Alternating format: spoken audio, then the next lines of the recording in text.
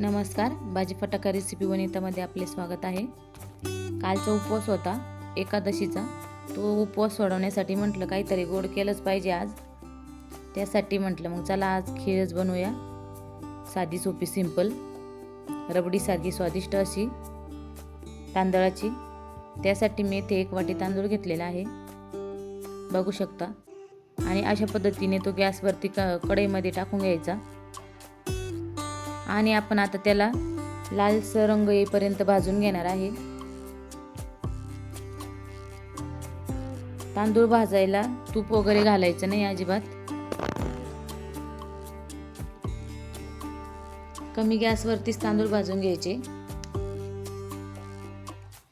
अशा पद्धतीने तांदूळ भाजून झालेले आहे आपले, गुलाबी रंग आलेला आहे, बघू शकता तुम्ही।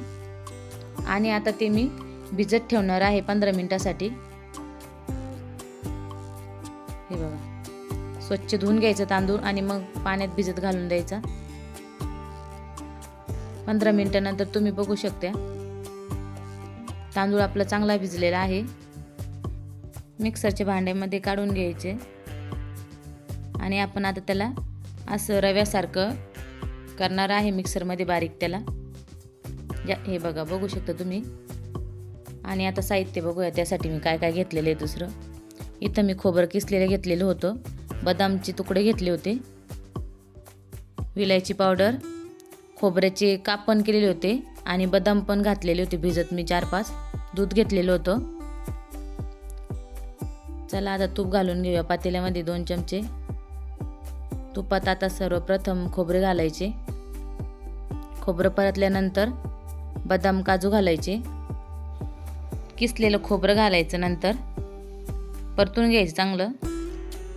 आणि आता आपण तांदूळ बारीक केलेले होते ते घालून घ्यायचे। हे बघा, परत पाणी घालायचं आहे।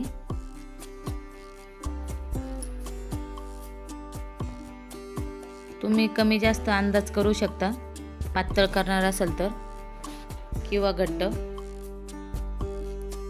मी आता एकदा एवढ्या पाण्यात शिजून घेणार आहे थोडीशी, त्यानंतर दूध घालणार आहे। गॅस कमीच ठेवायचा आहे। हे पहा, आता साखर घालून घेऊया। इथे मी 1 वाटी साखर घालणार आहे।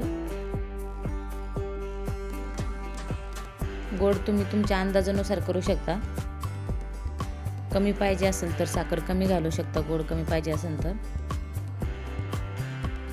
आता जे बदाम भिजत घातलेले होते त्याचा वापर कसा करायचा मी सांगते तुम्हाला। ते मिक्सरला बारीक करून घ्यायचे आणि आता खीरमध्ये घालायचे आहे ते। हे बदाममुळे काय होतं, आपली खीर एकदम रबडी सारखी होते, घट्ट अशी।